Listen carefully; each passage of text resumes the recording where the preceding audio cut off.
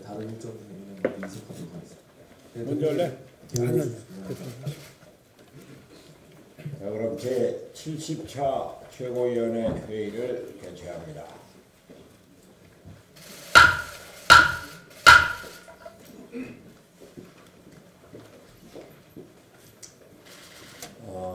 지금 방금 한반도 평화 문제에 대한 김정무 의원이 개최하는 세미나 토론에 다녀왔습니다만, 이제 내일 모레면은 제2차 북미 정상회담이 열립니다.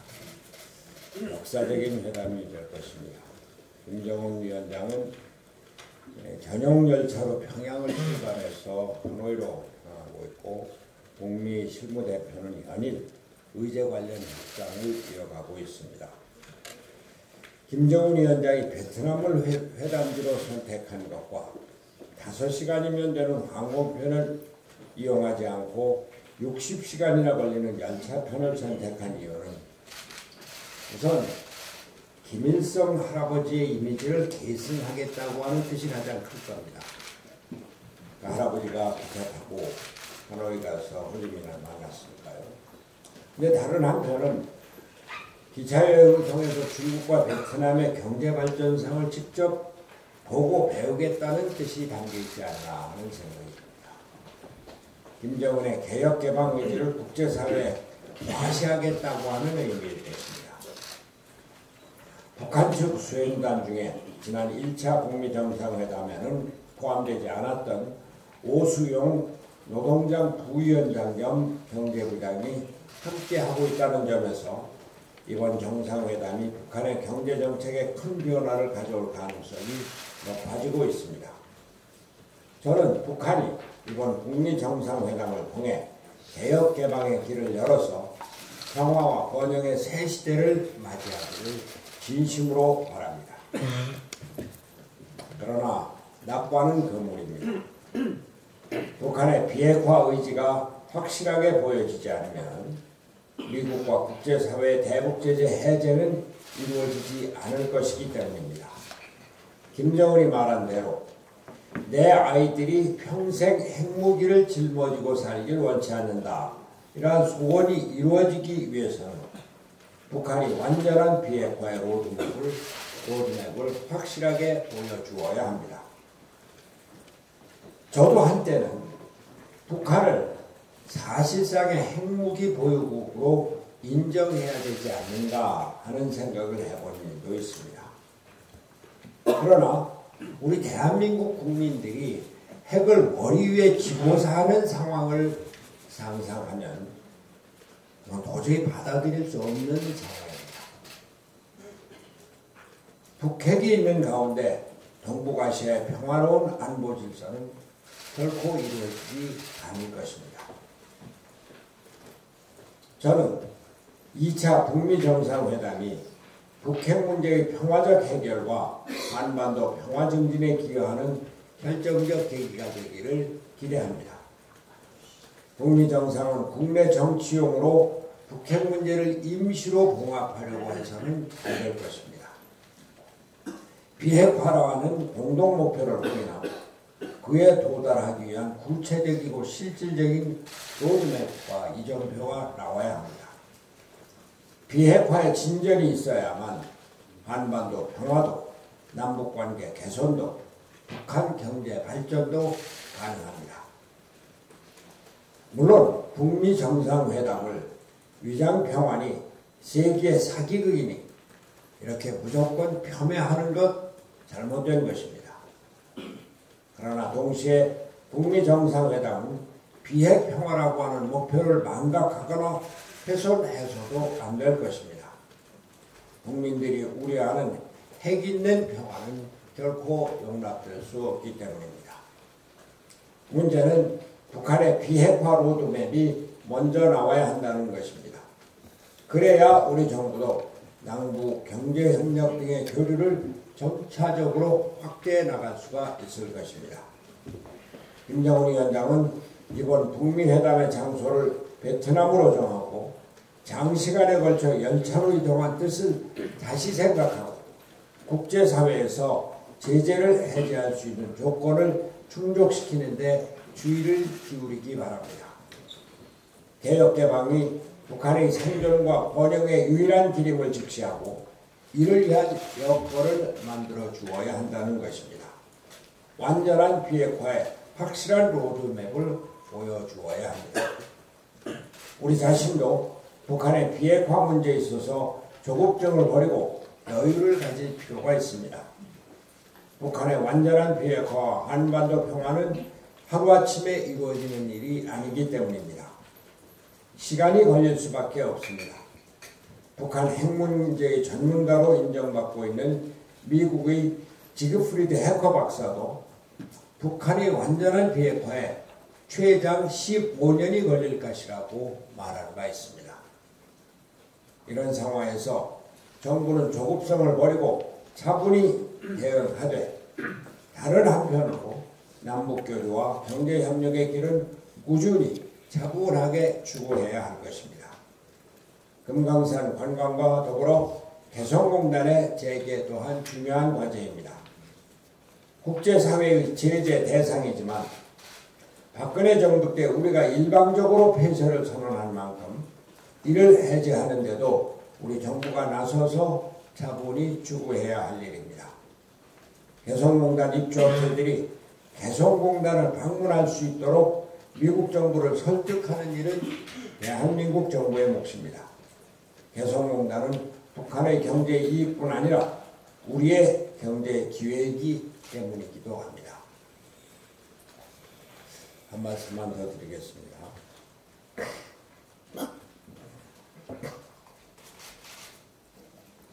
어제 창원에 다녀왔습니다. 이재원 후보와 함께 이재원 후보가 다니는 교회에서 예배도 드리고 절도 방문했습니다. 시장도 방문했습니다. 시장 상인과 주민들께도 인사를 드렸습니다. 시장 상인들과 시민들이 하나같이 경제와 민생의 어려움을 호소했습니다. 창원 경제가 망했다는 겁니다. 마산 어시장에 갔었는데 횟집 주인 한 분은 점포를 3개나 갖고 있었는데 작년 말에 다 정리하고 직원 20명이던 것을 1명만 남기고 다 퇴직금 줘서 정리했다고 합니다. 직장에 다니던 아들을 불러서 부부와 함께 운영을 하고 있다고 합니다. 손님이 저희 사람밖에 없다가 나중에 2사람이 겨우 들어와서 그 넓은 횟집이 횡행했습니다. 그런데 이분 말씀이 자기 집뿐이 아니라고 하는 겁니다. 마산 어시장이 다 횡하고 마산 경제 전부 다가 망했다고 하는 겁니다. 이분이 하는 말씀이 손 지사님이 경상남도 지사로 와서 경상남도 경제 좀 살려달라고 합니다. 제가 경기도지사 때 했었던 걸 생각하는 모양입니다. 시장의 옷가게 주인 한 분은 열을 내면서 말씀하시는 것이 이 사람들이 뭐 카드 수수료 인하해준다고 하는데 그거 아무 쓸데 없어요. 장사가 돼야죠. 그거 카드 수수료 조금 인하해줘봤자 그게 무슨 돈 얼마나 됩니까? 최저임금 그렇게 올려놓고 주휴수당과 같은 제도 만들어서 자영업자, 중소기업 다 죽여놓고 무슨 카드 수수료와 같은 헛소리냐 이런 소리를 높였습니다. 옆에 같이 있던 손님들도 마찬가지였습니다. 근데 중요한 것은 정치에 대한 불신이었습니다. 사람들이 입을 모아서 경제는 이렇게 어려운데 국회는 도대체 무엇을 하고 있느냐? 국회 열지도 않고 뭐 하고 있느냐 이런 아주 불만이 높았습니다. 원내 교섭단체를 가진 정당의 대표로서 뭐라고 드릴 말씀이 없었습니다. 막중한 책임감을 느꼈습니다. 지금 국회 참 한심합니다. 시급하게 처리해야 될 문제들을 외면하고 정쟁만 벌이고 있는 것입니다.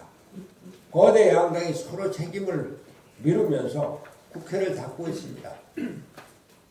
특검 열어라, 국정조사하자, 무조건 돌아와라, 서로 핑퐁 게임만 하고 있습니다. 우리 바른미래당의 김관영 원내대표가 이리 뛰고 저리 뛰고 하면서 원내대표들을 만나보고 국회를 열려고 애를 쓰고 있지만 양당 거들떠보지도 않고 있습니다. 국회는 이런데 양당 정쟁은 우리 국민들 실망을 넘어서 아연실색하게 하고 있습니다. 자유한국당 전당대회 뭡니까? 역사인식에 커다란 문제를 제기하고 있는 겁니다. 5.18 망언, 민주주의를 부정하고 있는 겁니다. 당의 대표로 유력하게 거론되고 있는 분은 박근혜 대통령의 탄핵을 부정하고 있습니다. 그러더니 최순실 태블릿 PC가 조작이라는 말까지 하고 있습니다. 도무지 이분이 국회 역할을 어떻게 인식하고 있는지, 법원의 권위를 어디까지 능멸해야 하는지 어이가 없을 뿐입니다. 이러한 사람들이 보수 대통합을 얘기하고 있습니다. 수구 세력의 통합으로 나라를 어디로 끌고 가실 것인가, 정말 아연실색할 겁니다. 민주당도 마찬가지입니다.